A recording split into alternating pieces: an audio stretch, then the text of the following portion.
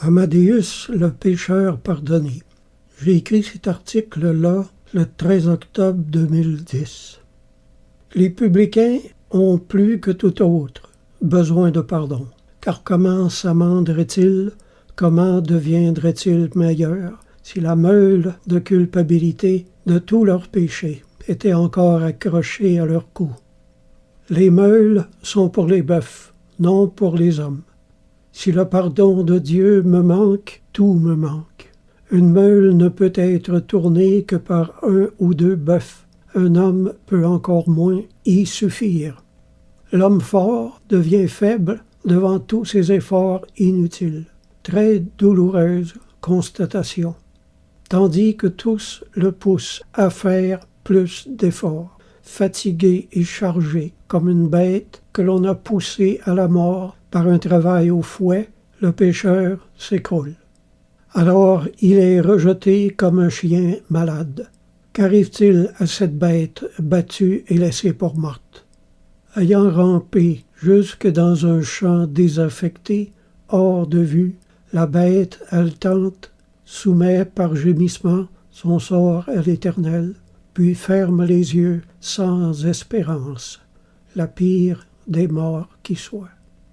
Cependant, l'Écriture dit ceci: Nul n'a porté sur toi un regard de pitié par compassion pour toi, et tu as été jeté dans les champs le jour de ta naissance parce qu'on avait horreur de toi.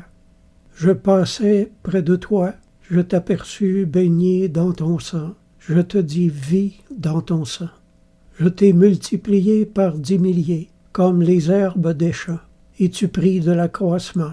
Tu grandis, tu devins d'une beauté parfaite. Tes seins se formèrent, ta chevelure se développa, mais tu étais nu, entièrement nu. Je passai près de toi, je te regardai, et voici ton temps était là, le temps des amours. J'étendis sur toi le pan de ma robe, je couvris ta nudité, je te jurai fidélité, je fis alliance avec toi, dit le Seigneur, l'Éternel, et tu fus à moi. Je te lavai dans l'eau, je fis disparaître le sang qui était sur toi, et je t'oignis avec de l'huile. Je te donnai des vêtements brodés et une chaussure de peau teinte en bleu. Je te ceignis de fin lin et je te couvris de soie. Je te parai d'ornements, je mis des bracelets à tes mains, un collier à ton cou. Je mis un anneau d'or à ton nez, des pendants à tes oreilles et une couronne magnifique sur ta tête. Ainsi tu fus paré d'or et d'argent, et tu fus vêtu de fin lin, de soie et d'étoffes brodées. La fleur de farine, le miel et l'huile furent ta nourriture. Tu étais d'une beauté accomplie, digne de la royauté. Et ta renommée se répandit parmi les nations à cause de ta beauté, car elle était parfaite, grâce à l'éclat dont je t'avais orné, dit le Seigneur l'Éternel. Ézéchiel 16, versets 5 à 14. Cet enfant jeté dans un champ pour y mourir, c'était moi. Maintenant je chante les cantiques du Seigneur.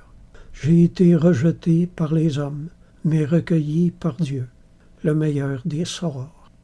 Oui, le bonheur et la grâce m'accompagneront tous les jours de ma vie, et j'habiterai dans la maison de l'Éternel jusqu'à la fin de mes jours. Amen.